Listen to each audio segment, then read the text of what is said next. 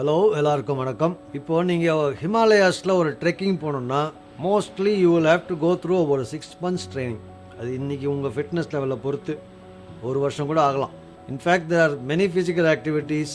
ஒரு கேம் கற்றுக்கணுன்னா அதுக்கு ஒரு preparatory activity will be there first. So swimming கற்றுக்கணுன்னா எடுத்த உடனே we will not start swimming. There will be preparatory activity outside the water, in the water. அந்த ஸ்விம்மிங்க்கு ரெடி ஆனதுக்கப்புறம் தான் வி வில் ஸ்டார்ட் ஸ்விம்மிங்.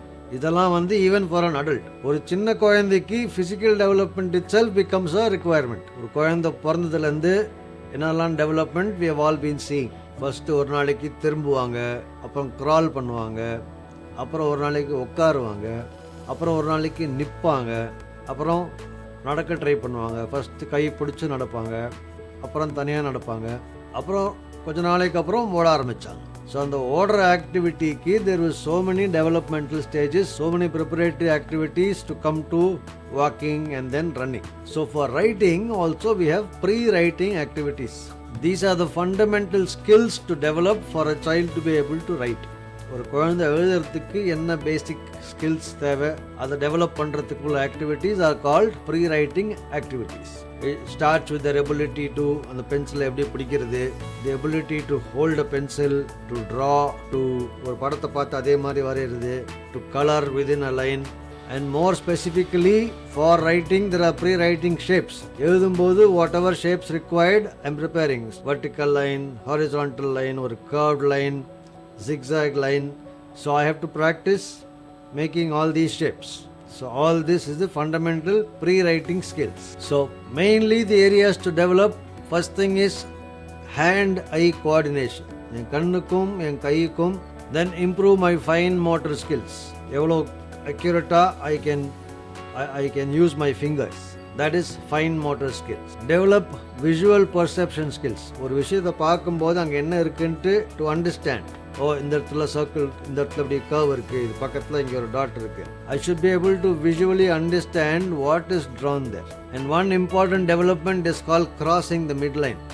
இந்த கையை வச்சுக்கிட்டு இந்த சைடில் தான் என்ன செய்ய முடியும். To use my left hand to do something on the right side and using my right hand to do something on the left side. These automatically develop in most children between 2 to 3 years, but it can vary for many children.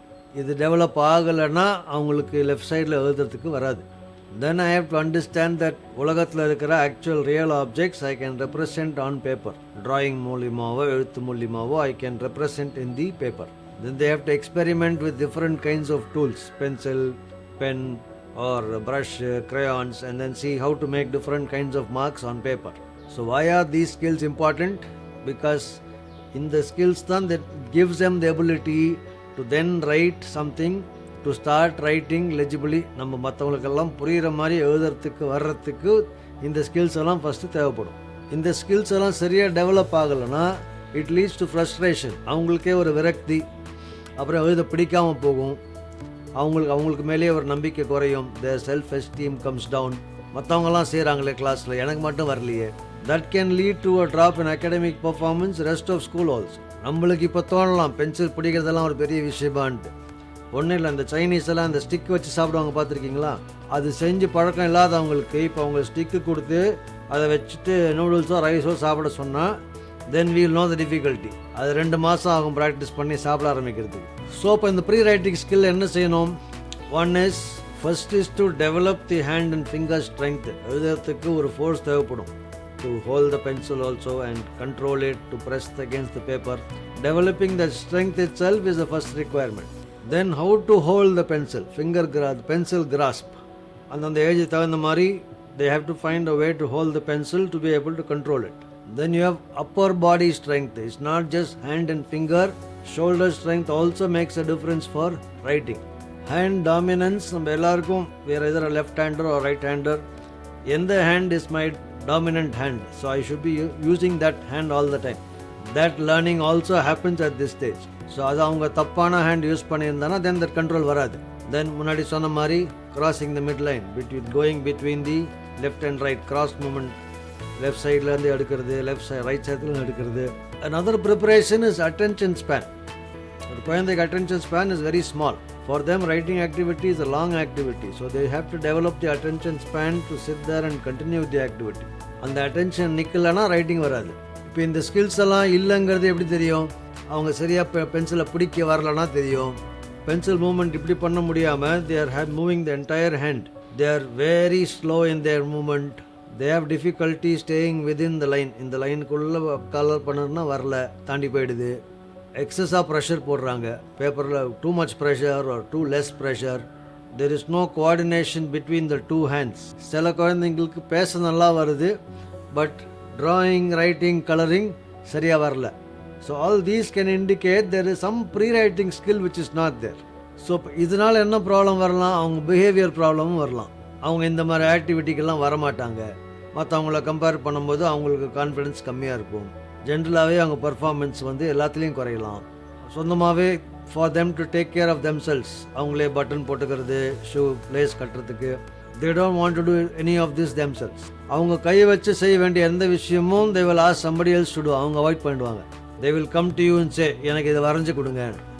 ஏன்னா they are avoiding doing it themselves. So how to improve their pre-writing skills? Firstly, make sure they identify their dominant hand. Left hand or right hand ஆங்கிறது are they clear? Give them activities for using their fingers for anything.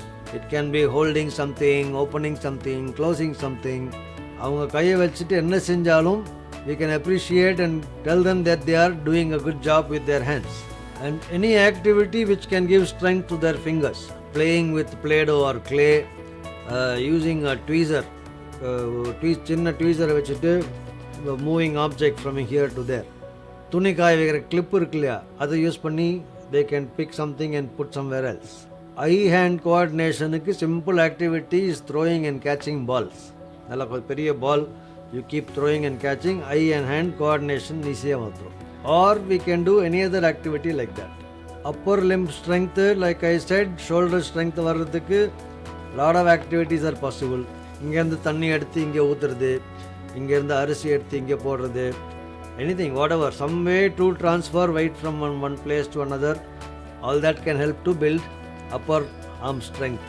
Adult supervision order, you can also have climbing a ladder, illa jannala pudichu apdi climb பண்றது. Fine motor skillsக்கு there are so many activities. Any drawing, sticking, craft work எல்லாம் fine motorக்கு use ஆகும்.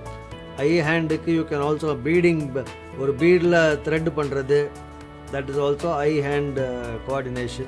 இப்போ இந்த pre-writing activities எல்லாம் successful ஆகிறதுக்கு நம்ம என்ன கவனிக்கணும்னா, the activities have to be according to their current ability. அவங்களுக்கு ஏதாவது கஷ்டமாக தெரிஞ்சதுன்னா they will get frustrated. And also the activity has to be something according to their interest. அவங்களுக்கு என்ன ஆக்டிவிட்டி கட்டிங் பிடிக்குதுன்னா then we can give them more cutting. Whichever activity is interesting for them, they will do better. Ultimately, we want them to see writing as a enjoyable, interesting activity. Writing ஐயோ கஷ்டம் தோணிச்சுன்னா then they will avoid it. And most important is to focus on the positive. உங்களுக்கு என்ன வரலங்கிறத பார்க்குறத விட்டுட்டு அவங்க நல்லா செய்யும்போது நல்லா இருக்குன்னு சொன்னால் they will try more. Finally, we want them to see themselves as a good writer. நான் ஒரு நல்ல ரைட்டர் அப்படிங்கிறது அவங்க பார்வைக்கு தெரியணும்.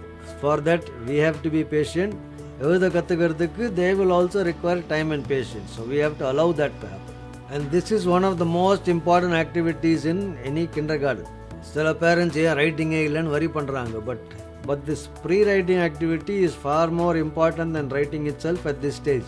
There are so many experts who say the first 6 years should be used only for pre-writing activities. நிறைய Indian பேரண்ட்ஸ்க்கு அந்த பேஷன்ஸ் இல்லை. So in many schools, writing itself starts in kindergarten, which actually is not required.